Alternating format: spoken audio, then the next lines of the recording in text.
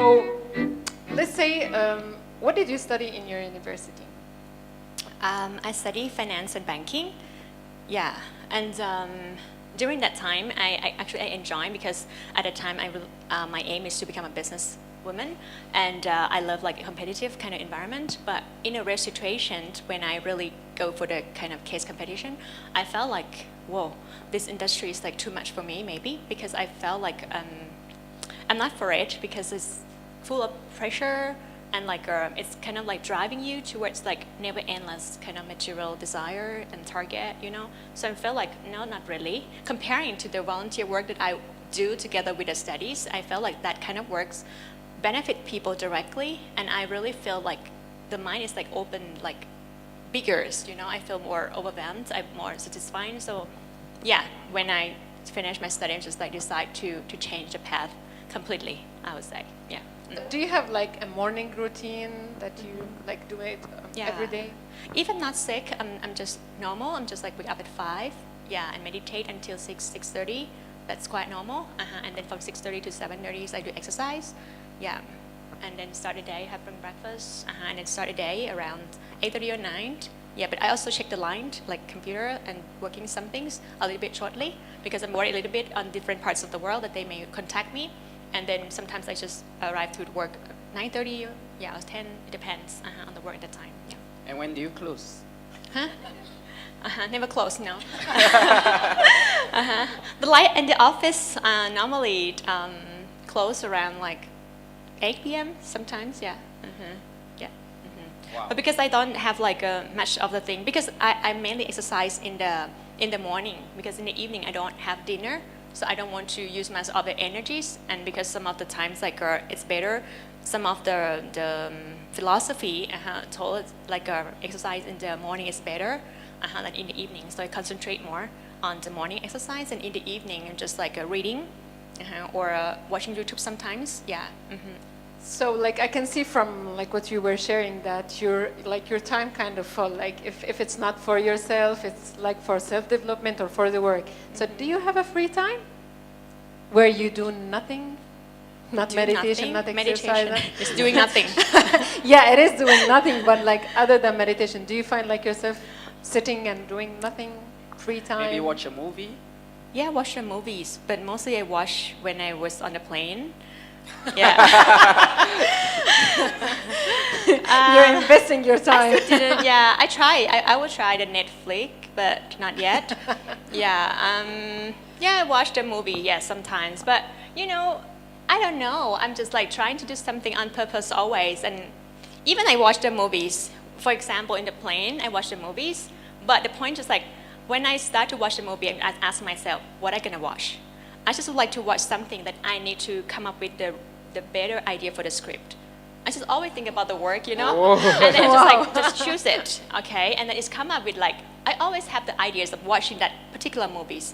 I always surprised. It's just like, I don't know why, but it's always. Even like I'm just randomly looking at these movies, but at the end, it's really inspired me to create some new script. All the times, I don't know, but I'm not really addicted to watching. Yeah.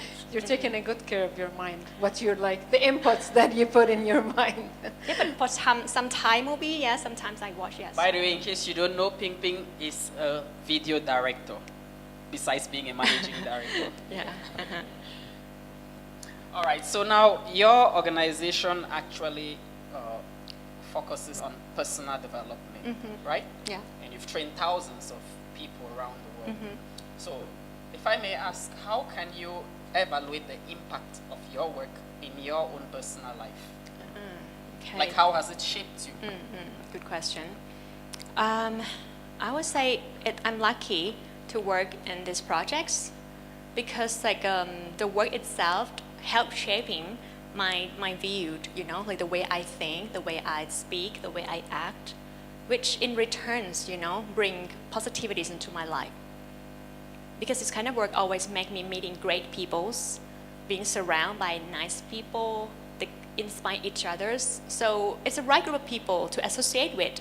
And if you would like to have the personal growth, you need to know which group of people you have to associate with. And always among those group of people, which really good path for me. And I also can develop new skills all the times because the work is very challenging and dynamic. So you have to you face like different kind of like a new circumstance, new challenge all the time. So you cannot stop. You cannot be in the status quo. You have to develop yourself all the times, and it makes you become more like fast learner and become proactive in the thing. So it's keeping you become active, I would say. Yeah. So which means you're more flexible. Yeah. So I if you think go so. to a country like maybe Yemen now where there is war and less food, Yemen. you'll be able to still survive. Hope so. Do I have to go to Yemen now? I can choose, right? Okay. Okay, now still on the same line. As a self-development practitioner, I'm sure our audience here would like to know, what do you still struggle with personally? Okay. I still get angry sometimes, yes. But I can easily let go. That's more the point. That because I still working on myself. Everyone working on ourselves. We still would like to develop ourselves, to improve ourselves. Yeah, that's a path. But because like I would like to develop to become like nature, my own nature. So I'm not tired of developing myself further, and I would like to walk the talk. So yeah. Yeah. I definitely agree with that. We are all a work in progress. Yeah, we all strive for perfection, but we are not yet there. But at least we're on the journey, right? Some of these leaders or young leaders who are here, they may want to be like you, you know, to do something this big that goes global. So, what can you share as your top 3 qualities for effective leadership? Okay. I think first will be confident.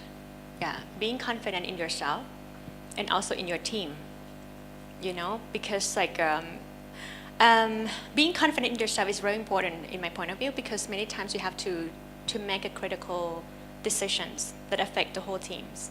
But also to have confidence in the team is also important, because if you not have confidence, you don't trust them, you will not assign anything to them, you have to work alone, and your work will not grow. So I think confidence in yourself and in the team is important for leaders. Second, be committed. Commitment. Again, commitment. I mentioned.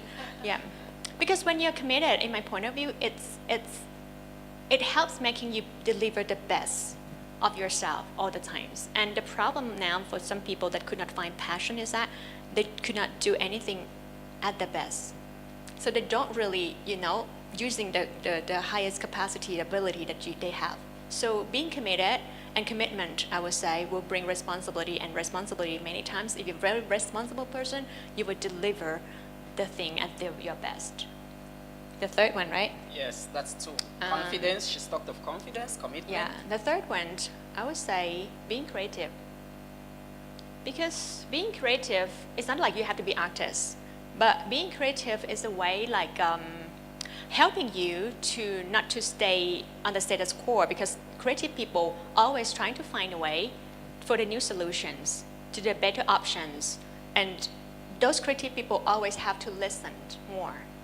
Listen not only to other people, also to your inner voice, and also open their mind to listen to other people's opinion, listen to the comment. They're always trying to improve things. That's how I see the creative people are. So if you're a leader, you need to, you can, if you are confident, you're committed, and you're also creative, I'm sure you can find the right solutions always to the new challenges that have every day.